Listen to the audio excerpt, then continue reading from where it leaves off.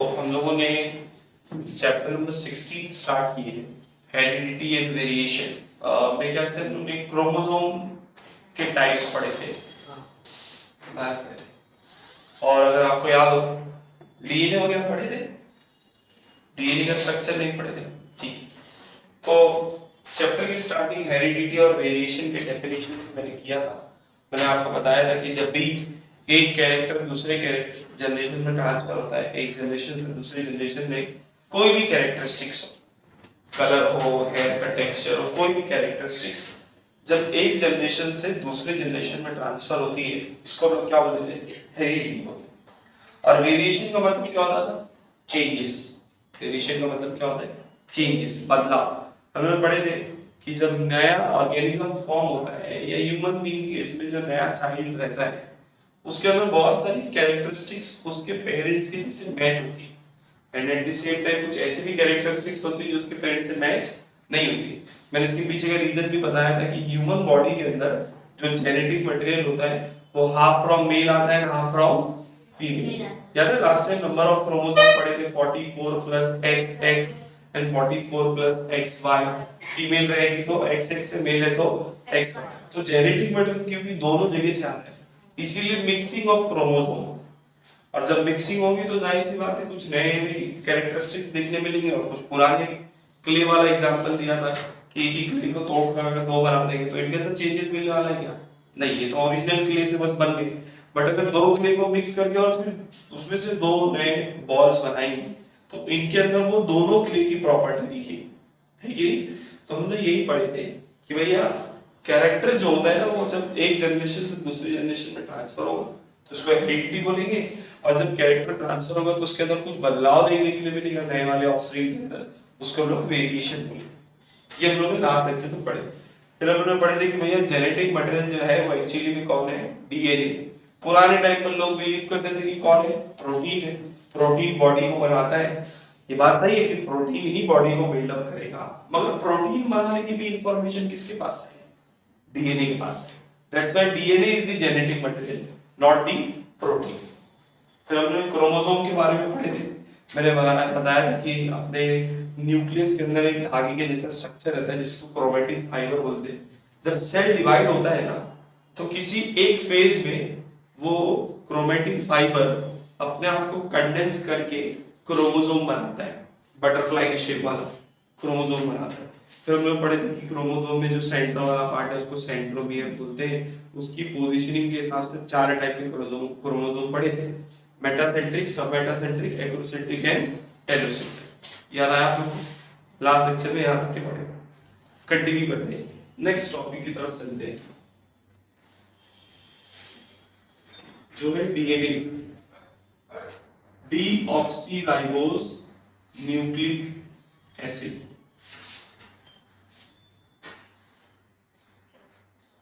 ये बड़ा इंपॉर्टेंट है, इसको ध्यान से। एक पर्सन था जिसका नाम था फ्रेडरिक मिशन। क्या नाम था? Frederick mission. 1957 में या 59 में, 57 में जा रहा है मुझे याद है, उसने ना एक एसिड डिस्कवर किया न्यूक्लियस के अंदर। ब्लड सेल के ऊपर काम कर रहा था तो न्यूक्लियस के अंदर उसने एक एसिड को डिस्कवर किया। और क्योंकि उसने न्यूक्लियस के अंदर उस एसिड को डिस्कवर किया उसका नाम क्या रख दिया? Nucleic acid. क्या रख दिया नाम? बाद में धीरे धीरे डेवलपमेंट हुआ तो लोगों को पता चला कि ये जो एसिड है ये सिर्फ न्यूक्लियस के अंदर नहीं पूरे साइटोप्लाज्म में मिलती है। बट इनिशियली वो डिस्कवर्ड हो चुकी थी, नाम में बन चुके थे तो किसी ने उसका नाम बदला नहीं। तकरीबन 100 साल के बाद, लगभग 100 साल के बाद 1969 में, ठीक है सॉरी 1857 में फ्रेडरिक मिशन ने 1857 में न्यूक्लिक एसिड को डिस्कवर किया। उसके तकरीबन 100 साल के बाद, ठीक है 1969 में दो साइंटिस्ट आए जिनका नाम था वॉटसन एंड क्रिक। इन लोगों ने हम लोगों को डीएनए का एक मॉडल बनाया कि डीएनए कैसा दिखता है, ह्यूमन डीएनए कैसा दिखता है, किस चीज का बना है। ये किसने बताया हम लोग को? Watson and Crick. बेसिकली आपको याद होगा, आप लोगों ने डीएनए का ये वाला स्ट्रक्चर सुने है ना? तो ये जो स्ट्रक्चर होता है बच्चों, इसको बोलते हैं double stranded structure of DNA. क्या बोलते हैं इसको? डबल स्ट्रैंड, दो स्ट्रैंड है, एक ये वाली और एक ये वाली, इसीलिए इसका नाम क्या पड़ा? Double stranded helical structure. Helical क्यों बोलते हैं?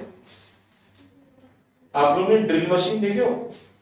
उसमें जो बिट होती है, जो ड्रिल करती है, बिट छोटी सी बिट लगाते हैं ना लोग पर, तो उसका शेप देखे हो, उसका डिजाइन ऐसे ही दिखता है कटिंग उसके अंदर, तो उसको हम लोग क्या बोलते हैं? Helical shape. क्या बोलते हैं उसको? हेलिकल शेप या हेलिक्स एंगल भी बोलते हैं, इसीलिए इसका नाम क्या रखा गया? Double stranded helical structure. Clear है? याद रखिए, अगर मान लो कि आपके पास एक सीढ़ी है, सीढ़ी का दोनों पोल पकड़ो और उसको अपोजिट डायरेक्शन में ट्विस्ट करो, तो जो शेप बनेगा वो किसका होगा? डीएनए का होगा। डीएनए सुपर कॉइल्ड स्ट्रक्चर होता है, बहुत बहुत कॉइल्ड फॉर्म में अपने न्यूक्लियस के अंदर प्रेजेंट होता है। और आप डीएनए को बाहर निकालो और अनवाइंड करो तो 2 मीटर से लंबा हो जाएगा। कितना? आप सोचो, सेल के अंदर न्यूक्लियस, न्यूक्लियस के अंदर डीएनए, सेल खुली आंख से दिखता नहीं है, उसके अंदर न्यूक्लियस और उसके अंदर डीएनए। अब सोचो ऊपर वाले ने उसको कितना कॉइल करके रखा है, जब आप उसको बाहर निकाल के ऐसा अनवाइंड करेंगे, कॉइल मतलब समझते हैं ना, टेलीफोन का वायर कैसे कॉइल रहता है, हम उसको खींच सकते हैं, वैसे ये भी कॉइल है। तो आप जब उसको स्ट्रेच करोगे तो ये कितना मीटर हो जाएगा? 2 मीटर। इमेजिन करो, ठीक है। तो बहरहाल वॉटसन क्रिक ने यहाँ मॉडल बनाया। ये लोग बोले कि भैया यहाँ पर न्यूक्लियोटाइड्स, क्या होता है बच्चों? न्यूक्लियोटाइड्स जो आपस में जॉइंट होते हैं, यहाँ का न्यूक्लियोटाइड यहाँ से जॉइंट होगा, यहाँ का न्यूक्लियोटाइड यहाँ से, इस तरीके से न्यूक्लियोटाइड आपस में जॉइंट होकर क्या फॉर्म करते हैं? डीएनए। मतलब डीएनए भी किसका बना है? न्यूक्लियोटाइड का बना है। किसका बना है चलो? न्यूक्लियोटाइड। अब आप सवाल पूछेंगे कि सर न्यूक्लियोटाइड क्या होता है, तो जरा इसको ध्यान से देखो। न्यूक्लियोटाइड बच्चों 3 चीजों से बनता है। कितनी चीजों से? 3 चीजों से। कौन कौन सी चीज? एक शुगर का मॉलिक्यूल, एक फॉस्फेट का मॉलिक्यूल,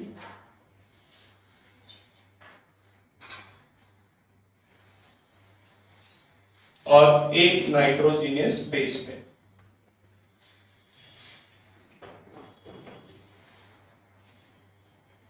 ये तीनों जब मिलेंगे तो क्या बनेगा? एक न्यूक्लियोटाइड बनेगा। ठीक है। नाइट्रोजीनियस बेस पेयर जो होते हैं वो 2 टाइप के होते हैं, प्यूरीन्स या फिर पाइरिमिडीज।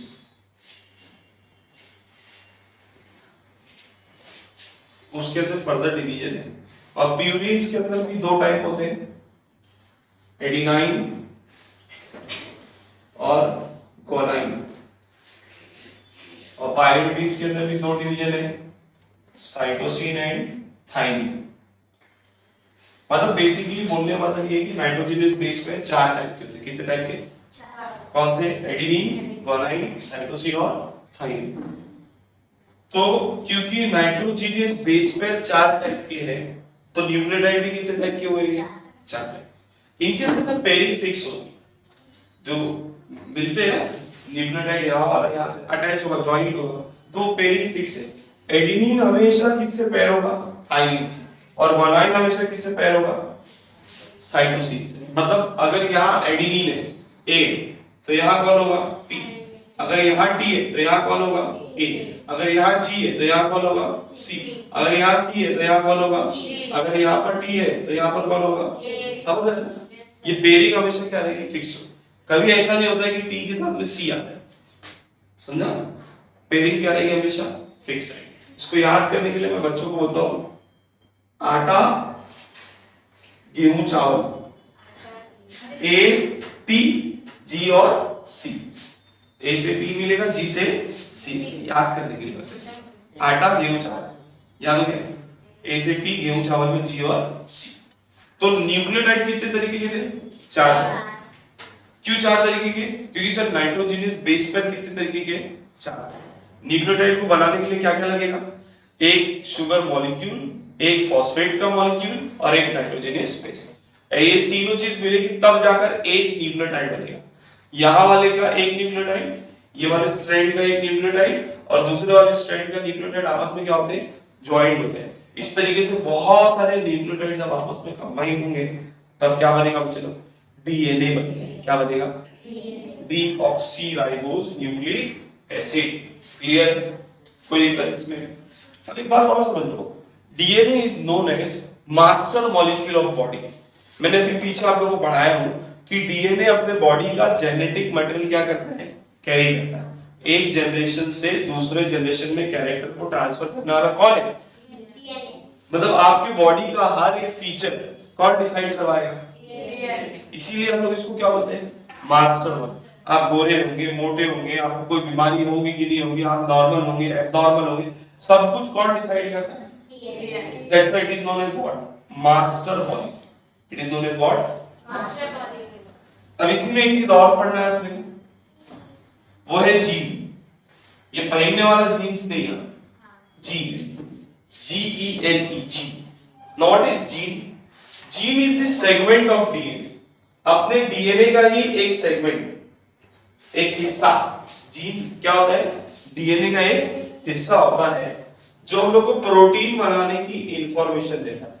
अगर मैं डेफिनेशन के टर्म्स में बोलूं तो gene is the segment of DNA which provide complete information about single protein। एक सिंगल प्रोटीन को बनाने के लिए जो कुछ भी इंफॉर्मेशन लगेगी वो कौन प्रोवाइड करेगा, जीन प्रोवाइड।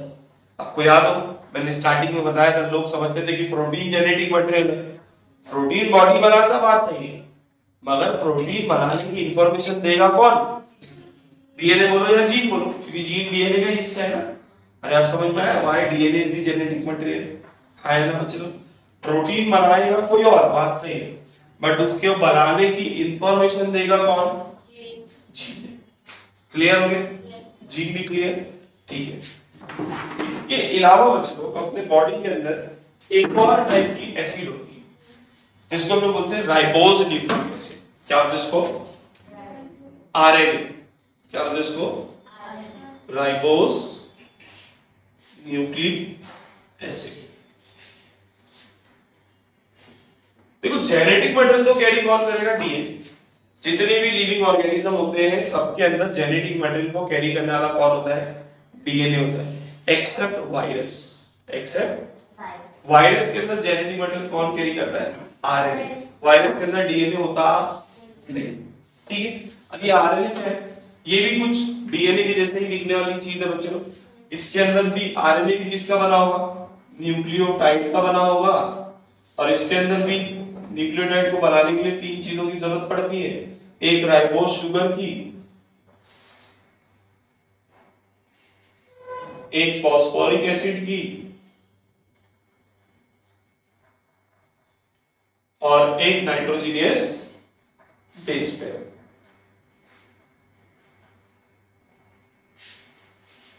और यहां पर भी नाइट्रोजनियस बेस पेयर चार टाइप के हैं, एडेनिन, ग्वानिन, साइटोसिन।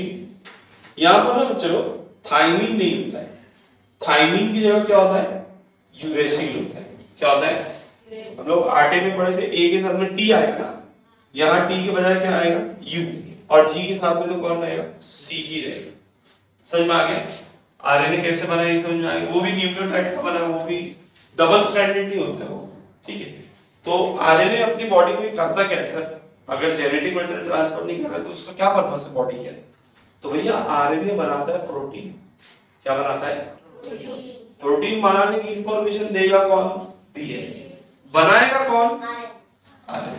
तीन टाइप के आरएनए होते हैं, तीन टाइप के, एक होता है मैसेंजर आरएनए। क्या होता है बच्चों, मैसेंजर आरएनए, शॉर्ट फॉर्म में एमआरएनए बोलते हैं इसको। एक होता है ट्रांसफर आरएनए,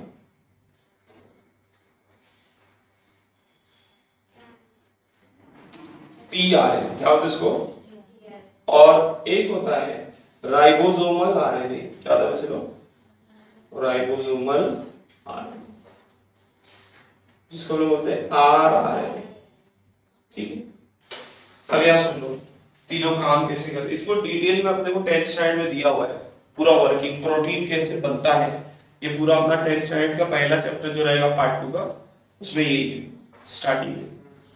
पहला तो शॉर्ट में एकदम समझ लो। देखो नाम में ही आंसर है, मैसेंजर आरएनए, मतलब मैसेज लेके आने वाला। इंफॉर्मेशन डीएनए बनाने की, सॉरी प्रोटीन बनाने की इंफॉर्मेशन किसके पास है, डीएनए। तो डीएनए से वो मैसेज लेकर आना पड़ेगा कि कौन सा प्रोटीन बनाना है, कैसे बनाना है। तो मैसेंजर आरएनए क्या करता है, वो इंफॉर्मेशन लेकर आता है किससे, डीएनए। अब प्रोटीन बनाना है तो उसके लिए सामान लगेगा, तो सामान को ट्रांसफर करने वाले की जिम्मेदारी जो रहेगा वो कौन रहेगा, transfer RNA. Protein are made up of amino acid, protein को बनाने के लिए अमाइनो एसिड चाहिए, तो अमाइनो एसिड कौन लाके दे देगा, ट्रांसफर आरएनए। राइबोसोमल आरएनए क्या करेगा, सारी अमाइनो एसिड को जोड़ेगा और प्रोटीन बनाएगा। अगर आपको याद हो, हमने बचपन में पढ़े थे, ribosomes are the site for photosynthesis. जब सेल वाला चैप्टर पढ़ते थे तो उसमें पढ़े थे कि राइबोसोम वो जगह होती है जहां पर फोटोसिंथेसिस हो रहा होगा, प्रोटीन सिंथेसिस होता है। तो भैया राइबोसोमल आरएनए बेसिकली क्या करेगा, जो ट्रांसफर आरएनए में सामान लाकर दिया है, इन सबको ज्वाइन करके क्या बनाएगा, प्रोटीन बनाएगा। मैसेंजर आरएनए मैसेज लेकर आया, ट्रांसफर आरएनए ने सामान लेकर आया, राइबोसोमल आरएनए सबको जोड़ के क्या बना दिया, प्रोटीन। इसको डिटेल में हम लोग कब पढ़ेंगे, 10th। अपने बुक में फिलहाल लिखते ही, क्लियर है, आते हैं लिख लो उसको।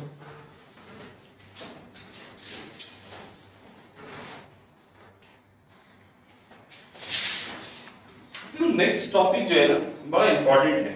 जैसे एक सवाल आता है कि सर हम लोगों ने स्टार्टिंग में पढ़े कि जो जेनेटिक मटेरियल होता है वो हाफ फ्रॉम मेल आता है हाफ फ्रॉम फीमेल, मतलब जो भी कैरेक्टर होगा, जैसे फॉर एग्जांपल स्किन का एक कैरेक्टर ले लें, स्किन का जो कलर है उसके लिए फादर से भी कैरेक्टर आ रहा है और मदर से भी।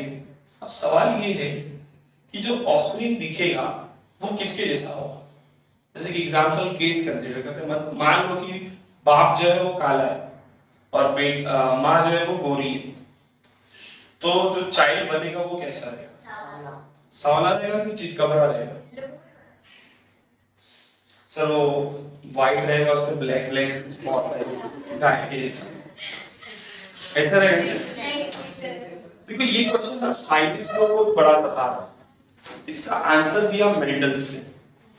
हाँ, मेंडल अपने टाइम का बहुत इंटेलिजेंट पर्सन था बच्चों, बट लोगों ने ना उसको रिकॉग्नाइज नहीं किया। उसने ना जेनेटिक्स का हम लोग को ना पूरा बेसिक बता के, आज हम लोग के पास जो कुछ भी इंफॉर्मेशन है जीन्स के बारे में, आप अभी इस चैप्टर में जो आगे पढ़ोगे और 11th 12th और 10th में जो कुछ भी पढ़ोगे, उन सब का बेसिक किसने बताया था, मेंडल ने। अपने लाइफ के लगभग 30 साल उसने स्पेंड किया जेनेटिक्स को स्टडी करने के, जीन्स को स्टडी करने के। हम लोग अभी देखेंगे कैसे उसने स्टडी किया। इसीलिए ना मेंडल को फादर ऑफ जेनेटिक्स के नाम से जाना जाता है। इसके नाम से फादर ऑफ जेनेटिक्स। जेनेटिक्स के बारे में जो कुछ भी मिला है, बताया गया है, वो किसने बताया अपने को, मेंडल ने। ठीक है, तो मेंडल ने उसका आंसर दिया, जॉन ग्रेगर मेंडल। ठीक है, बेसिकली मेंडल ने क्या किया था बच्चों, उसने ना एक प्लांट के ऊपर स्टडी किया। प्लांट कौन सा था, पी प्लांट। मटर का प्लांट होता है ना, ठंडी में बहुत बिकता है, आजकल आप लोग देखेंगे बहुत बिक रहे हैं, छिमी वटाना जिसको लोग बोलते हैं। उसने पी प्लांट लिया, उसका साइंटिफिक नेम होता है पाइसम सटाइवा। पाइसम सटाइवा, ठीक है, साइंटिफिक नेम उसका। हम लोग क्या बोलते हैं उसको, पी प्लांट। तो उसने पी प्लांट लिया और उसको स्टडी किया। आप बोलेंगे सर पहले तो पी प्लांट क्यों लिया, देखो पी प्लांट जो होता है वो ठंडी में ही ग्रो होता है। यूरोपियन कंट्रीज में ठंडी बहुत ज्यादा रहती है, साल के 12 महीने वहां ठंडी रहती है, तो वहां साल के 12 महीने आप क्या कर सकते हो, मटर ग्रो कर सकते हो। महीने में ये लोग 4 महीने में एक बार ग्रो होते हैं, तो साल भर में 3 बार ग्रो कर सकते हो। मतलब 3 बार उसको स्टडी करने के लिए क्या मिल जाता है, जनरेशन चाहिए ना, एक प्लांट फिर उसकी जनरेशन फिर उसकी जनरेशन, ऐसे 3 जनरेशन एक ही साल में मिल जाती है, क्योंकि जल्दी जल्दी ग्रो होता है। इसीलिए उसने किसको सेलेक्ट किया, पाइसम सटाइवा।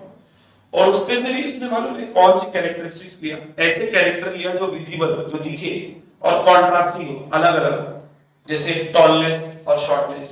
एक टॉल प्लांट है और एक शॉर्ट प्लांट है। फ्लावर की पोजीशन, फ्लावर ऊपर निकल रहा है कि साइड में निकल रहा है, फ्लावर का कलर, सीड का कलर, पॉड का कलर, पॉड का शेप, सीड का शेप, ये सब दिखता है ना। तो ऐसे विजिबल कॉन्ट्रास्टिंग कैरेक्टर्स को लेकर उसने क्या किया, स्टडी किया, लगभग कितना साल, 30 साल। और जब स्टडी किया उसके बाद लोगों को बताया कि भैया मैंने क्या किया, ये स्टडी किया। लोगों ने पहले तो बिलीव ही नहीं की, उसके मरने के बाद धीरे धीरे लोगों को समझ में आया कि भैया उसने कुछ बहुत ही जबरदस्त चीज करके चले गए जो किसी को पता नहीं। बाद में उसको नोबेल प्राइज दिए, उसके मरने के बाद उसके फैमिली मेंबर्स को बुलाकर उसको नोबेल प्राइज दिया। इंसानियत के लिए बहुत कुछ करने चले गया था। ठीक है, अब लेट्स सी उसने क्या डेटा कलेक्ट किया था, थोड़ा सा उसके ऊपर डिटेल। तो अपने बुक के अंदर बच्चे लोग उसके दो एग्जांपल एक्सप्लेन किए हैं, मोनो हाइब्रिड क्रॉस रेशो और डाई हाइब्रिड क्रॉस रेशो। अब ये क्या है इसको समझ लो। मोनो हाइब्रिड क्रॉस रेशो, देखो हाइब्रिड का मतलब मेरे ख्याल से सभी को पता हो, हाइब्रिड मतलब मिक्सिंग। जब दो अलग अलग चीज को मिला देते हो तो जो नई चीज बनती है इसको हम लोग क्या बोलते हैं, हाइब्रिड। क्रॉसिंग करने का मतलब वही होता है, मिलाना। ठीक, तो यहाँ पर मोनो मतलब सिंगल, एक सिंगल कैरेक्टर को क्या करना है, लेकर स्टडी करना है। अब कैरेक्टर क्या लेने वाले, हाइट। क्या लेने वाले कैरेक्टर कि क्या हो अगर एक टॉल प्लांट को एक डार्क प्लांट, डार्क बोले तो छोटा प्लांट, शॉर्ट प्लांट, एक टॉल प्लांट को एक डॉग प्लांट से अगर क्रॉस करवा दिया जाए तो जो ऑफस्प्रिंग बनेंगे वो कैसे हो। जैसे मैंने अभी कलर वाला एग्जांपल लिया, तो बड़ा प्लांट है और एक छोटा प्लांट है, इन दोनों को क्रॉस करेंगे तो जो प्लांट बनेगा वो कैसा रहेगा, छोटा रहेगा, बड़ा रहेगा। इसके बारे में हम लोग को क्या करना है, स्टडी करना है। मेंडल ने इसी को लेके क्या किया था, पहले स्टडी किया। मेंडल की स्टडी से उसने हम लोगों को बताया कि कैरेक्टर दो तरीके के, कितने तरीके के होते हैं, दो। एक होता है डोमिनेंट कैरेक्टर और एक होता है रेसेसिव कैरेक्टर। डोमिनेंट मतलब जो अपने आप को क्या करेगा, एक्सप्रेस करेगा। जैसे एग्जांपल दे रहा हूं समझाने के लिए कि ये जो टॉल है ना, टॉलनेस का जो कैरेक्टर है, ये डार्कनेस पर क्या है, डोमिनेंट है। देखो जेनेटिक मटेरियल दोनों जगह से आएंगे, हाइट के लिए यहां से भी कैरेक्टर आएगा, यहां से भी कैरेक्टर आएगा, यहां से छोटे के लिए आएगा, यहां से बड़े के लिए। तो ये जो बड़ा वाला है ना, बड़े का जो कैरेक्टर है वो छोटे वाले में क्या है, डोमिनेंट है। क्या है, चलो tallness is dominant over darkness. तो अगर टॉल का भी कैरेक्टर है और शॉर्ट का भी कैरेक्टर है तो जो प्लांट बनेगा वो कैसा बनेगा, टॉल। वो कैसा बनेगा, क्योंकि टॉल क्या है, डोमिनेंट है, किसके ऊपर, डार्कनेस। अब समझ में आया। तो ये तो मैं आपको बता रहा हूं या मेंडल ने अपने को बताया। यहां लिखेंगे कैसे, तो फॉर दिस पर्पस लिखने के पॉइंट ऑफ व्यू से जो भी डोमिनेंट होगा ना हम लोग उसको कैपिटल लेटर से लिखेंगे, किससे लिखेंगे, और जो भी रेसेसिव होगा उसको किससे लिखेंगे, स्मॉल लेटर्स। मतलब कैपिटल दिखा तो डोमिनेंट, स्मॉल दिखा तो रेसेसिव। समझ में आ गया, ये अपना असम्पशन। तो हम लोग एक प्लांट लेते हैं टॉल और एक प्लांट लेते हैं डॉग। डॉग बोले तो शॉर्ट प्लांट। अब टॉल के लिए मैं क्रोमोसोम लिख देता हूं कैपिटल टी और इसके लिए लिख देता हूं स्मॉल टी। अब आप बोलेंगे सर दो बार लिखने की क्या जरूरत है, एक बार भी लिखते तो काम बन जाता, बट आपको याद करना चाहिए। हमने पढ़े chromosome exist in pair. Chromosome कैसे रहते हैं, पेयर। वो जब गैमेट बनेगा तब आगे आते होंगे, तो गैमेट बना लेते हैं। तो यहां से गैमेट बनेगा तो सर यहां से कैपिटल टी आएगा, यहां से भी कैपिटल टी, और अगर मैं इसका गैमेट बनाऊंगा तो स्मॉल टी और स्मॉल टी। देखो ये जो जनरेशन है ना अपने पास, एक बड़ा प्लांट लिए थे और एक छोटा प्लांट, इसको बोलते हैं पेरेंटल जनरेशन। क्या बोलते हैं बच्चे लोग, पेरेंटल जनरेशन। ये इसको P1 जनरेशन ऐसा भी लिखते। गैमेट बना दी, अब इन दोनों में से आएगा तो कोई एक ही ना, ऐसे इन दोनों में से आएगा कोई एक। सही बात, यहां दोनों कैपिटल टी थे तो एक कैपिटल टी ले लिया, यहां दोनों स्मॉल टी थे तो एक स्मॉल। ये बनी पहली जनरेशन। ये कौन सी जनरेशन बनी, ये पेरेंट्स थे, ये ऑफस्प्रिंग बनी। तो इसको हम बोलते हैं फर्स्ट फीलियल जनरेशन। क्या बोलते हैं चलो, फर्स्ट फीलियल जनरेशन, जिसको हम लोग F1 भी बोलते हैं। क्या बोलते हैं, अब आप बताओ ये प्लांट टॉल रहेगा कि डॉफ रहेगा, डॉफ क्यों रहेगा बेटा, हाँ कौन सा, ये प्लांट जो टॉल रहेगा या डॉफ रहेगा, ये पूछा। स्मॉल है, पागल है क्या? हाँ भाई, कौन सा प्लांट रहेगा बच्चों? अभी मैंने बताया था ना, tallness is dominant over darkness. मतलब अगर कैपिटल टी और स्मॉल टी साथ में है, फिर भी कैपिटल टी तो स्मॉल टी पे डोमिनेंट है ना, तो जो प्लांट बनेगा वो रहेगा कैसा? टॉल। कैसा रहेगा? देखो उसके पास जीन वीन नहीं थे, मेंडल्स के पास कैपिटल टी स्मॉल टी नहीं था, उसके पास क्या था? प्लांट था। उसने एक बड़ा प्लांट लिया और एक छोटा प्लांट लिया, दोनों को क्रॉस करवाया, तो जो नया प्लांट बना वो भी कैसा था? टॉल था। तो उसने वहां से बोल दिया कि टॉल जो है वो क्या है? डोमिनेंट। टॉल जो है वो क्या है भैया? ये जो प्लांट बना बच्चों, ये कैसा प्लांट है? Tall plant. ऑल्दो उसके अंदर स्मॉल प्लांट के कैरेक्टर हैं, मगर वो एक्सप्रेस हुए क्या? नहीं। इससे आपको एक बात समझ में आनी चाहिए कि जीन दो तरीके के, डोमिनेंट और रिसेसिव। उसने फिर क्या किया? इसके ही जैसा एक और प्लांट लेकर आया। अब इसके अंदर अगर मैं गैमेट बनाऊं तो देखो कैपिटल टी स्मॉल टी, और इसके अंदर गैमेट बनेगा तो क्या होगा? इसको बोलते हैं सेल्फिंग। उसी के जैसा एक और प्लांट लेकर आने का और उनके बीच में क्रॉस करवाने का, इसको क्या बोलते हैं लोग? सेल्फिंग। तो अब मैं इसमें ना एक चेकर बोर्ड बना देता हूं ताकि आसानी से समझ में आए आप लोगों को।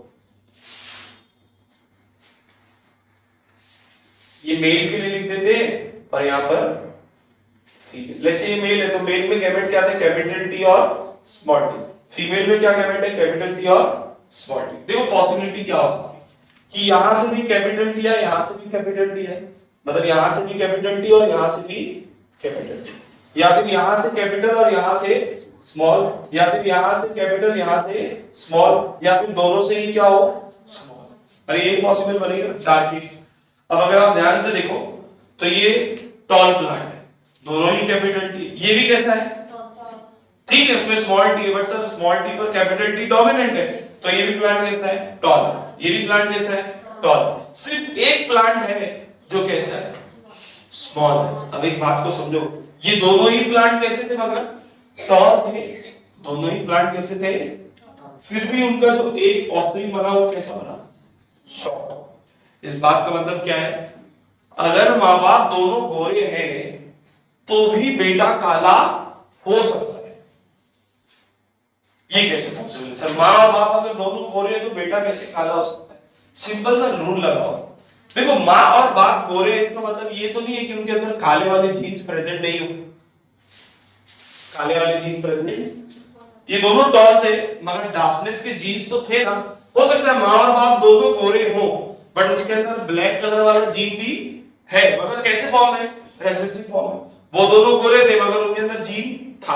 अब आप इमेजिन करो जब चाइल्ड बने और दोनों के पास वो रेसेसिव वाला ही जीन आ जाए तो चाइल्ड कैसा दिखेगा? ब्लैक दिखेगा ना? अरे हाँ है ना? तो ये कोई शॉकिंग बात नहीं होती कि माँ बाप दोनों गोरे और बेटा काला हो जाए, या माँ बाप दोनों काले बेटा गोरा हो जाए। पॉसिबल, कोई दिक्कत उसमें नहीं। अच्छा एक बात और समझो, अब ध्यान से देखो तो ये तो बाहर से देखने में पता चल रहा है कि तीन प्लांट टॉल है और एक प्लांट कैसा है? शॉर्ट है। तो बाहर से जब आप देखकर स्टडी करते हो तो उसको बोलते हैं फिनोटिपिक रेशियो।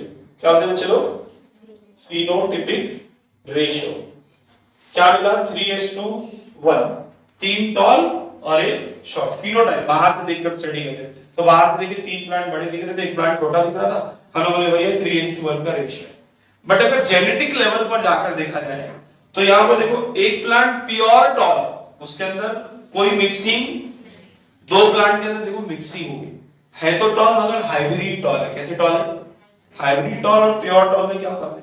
बड़े तो है बट ओरिजिनल प्लांट जो टॉल था ना उसकी जितने हाइट नहीं, थोड़े से छोटे, और ये प्लांट तो प्योर टॉल। तो अगर जीनोटिपिक रेशियो देखा जाए जेनेटिक लेवल पर तो क्या होगा बच्चों? 1:2:1, एक प्योर टॉल, दो हाइब्रिड टॉल और एक प्योर डॉफ। समझ में आया?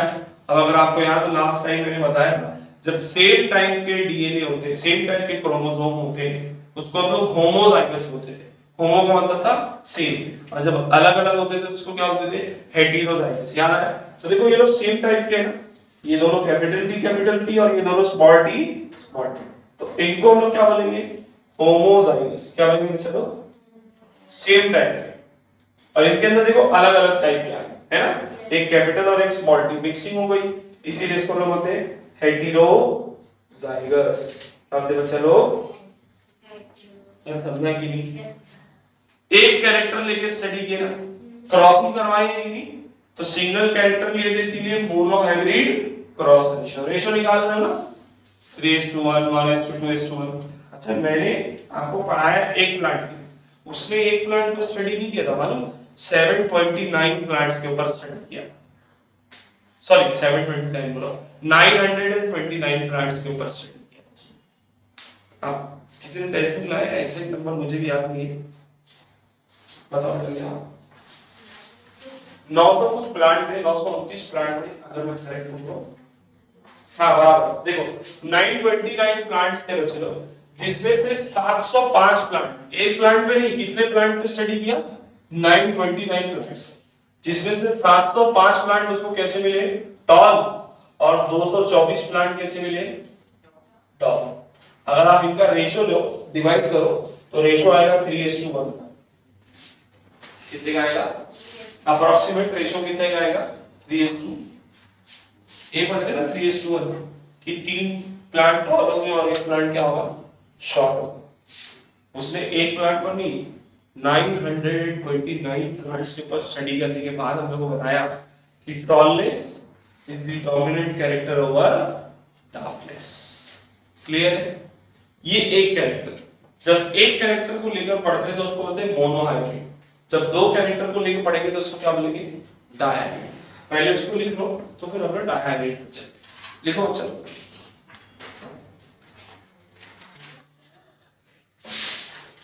देखो बच्चों अपन ने पढ़े मोनोहाइब्रिड क्रॉस रेशियो, अब बात करते हैं डायहाइब्रिड क्रॉस रेशियो की, मतलब दो कैरेक्टर को सेम टाइम पर लेकर स्टडी। अभी पीछे अपन ने हाइट को लेकर स्टडी की, अब हम लोग बात करेंगे सीड का कलर और सीड का शेप। तो यहाँ पर याद रखो सीड के दो कलर थे, येलो और ग्रीन। येलो डोमिनेंट है किसके ऊपर, ग्रीन के ऊपर।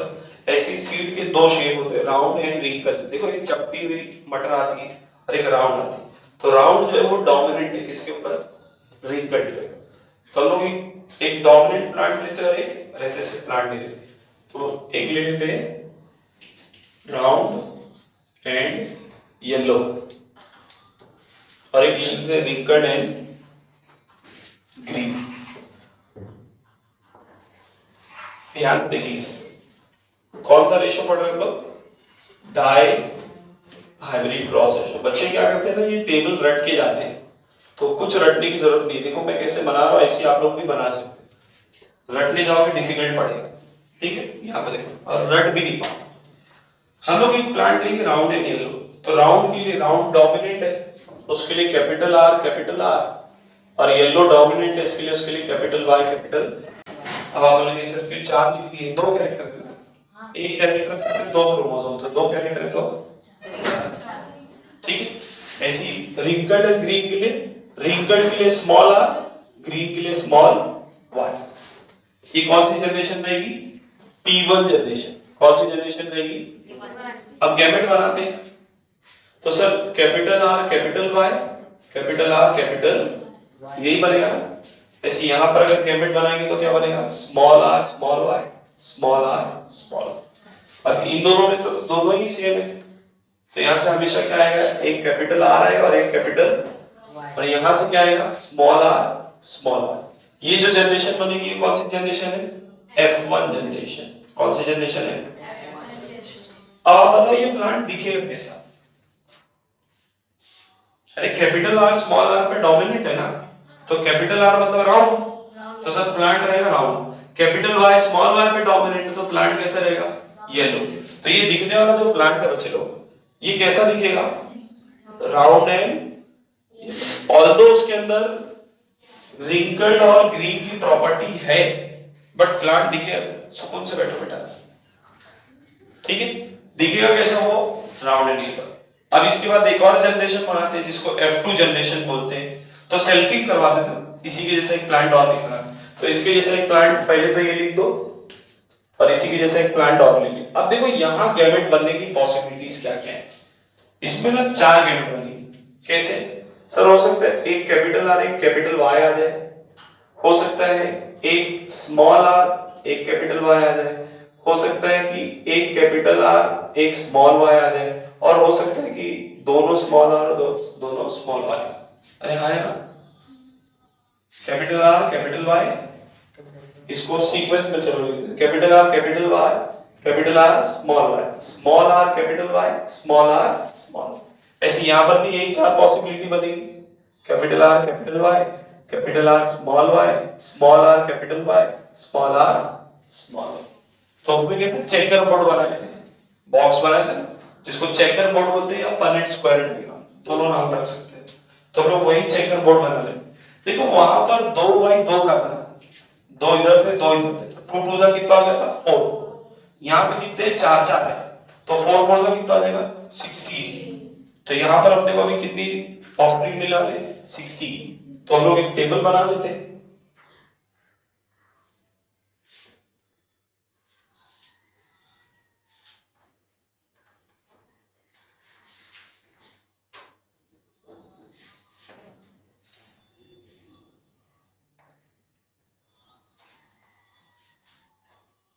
मेल फीमेल, क्या क्या कैरेक्टर गैमेट्स का है, capital R capital Y, capital R small Y, small R capital Y, small R small Y. जैसे यहां पर भी capital R capital Y, capital R small Y, small R capital Y, small R. Crossing करें, मालूम है कैसे mix करके, ये दोनों को मिलाएंगे तो यहाँ लिखेंगे, ये दोनों को मिलाएंगे तो यहाँ, ये दोनों को मिलाएंगे तो यहाँ, इनको उसको मिलाते हैं। क्या होगा देखो sir, capital R capital Y capital Y, capital R capital Y small Y, capital R small R capital Y capital Y. सही चल रहा हो ना? Capital R small R capital Y small Y goes on. फिर capital R capital Y small Y, capital R small Y small Y, capital R capital Y small Y, capital R small Y small Y. समझ आ रहा है सबको?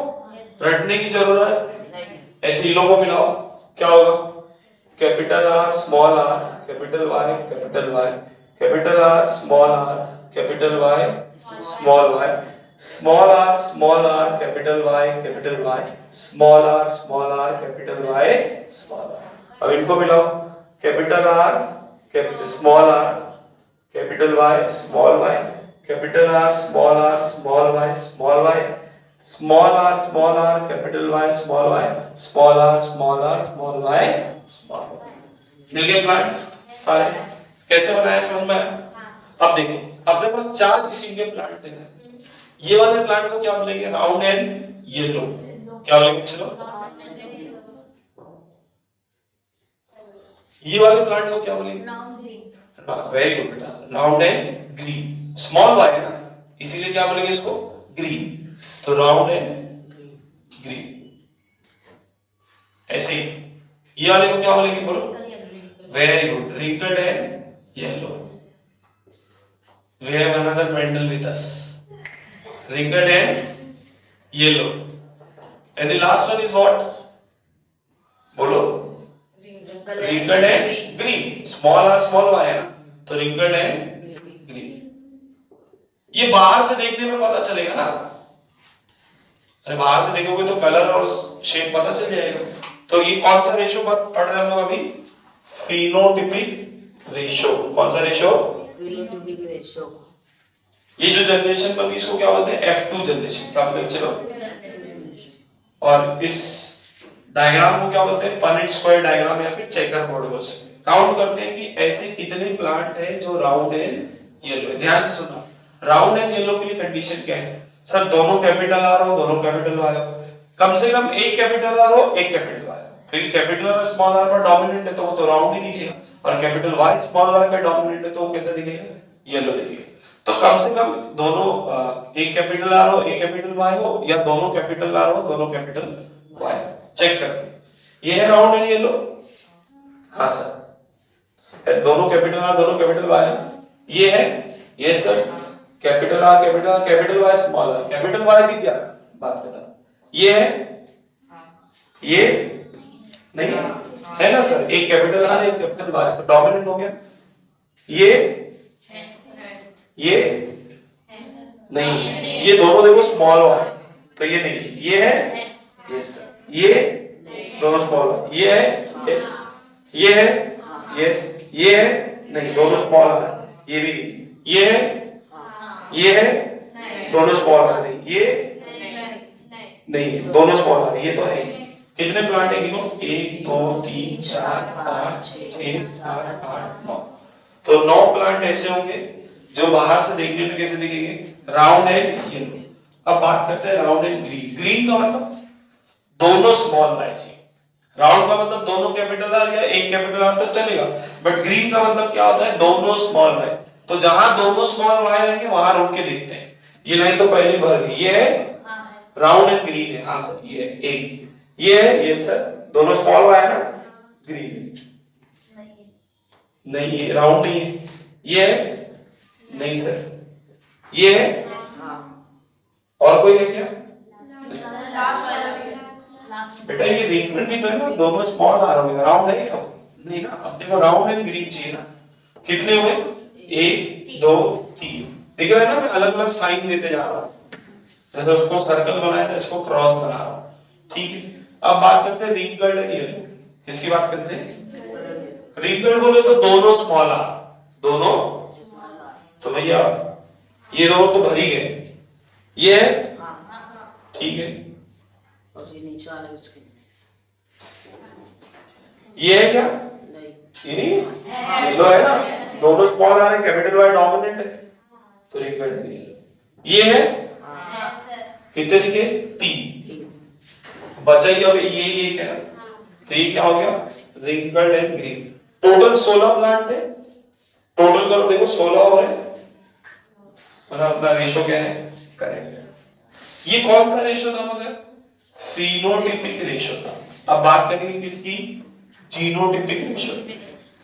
अब genotypic ratio में जितने अलग अलग टाइप के जीन्स यहाँ पर दिख रहे हैं ना बच्चों, सबको लिख डालो, देखो यहीं से देख के लिखिएगा, capital R capital R capital Y capital Y capital R capital R capital Y small Y capital R small R capital Y capital Y, repeat होगा तो मत लिखना उसको, कैपिटल आर ये हो गया, capital R small Y capital R small Y, repeat होगा तो बताना, ये हो गया स्मॉल आर देख, समझ रहे ना कैसे लिख रहा हूं, यहां से देख देखिए,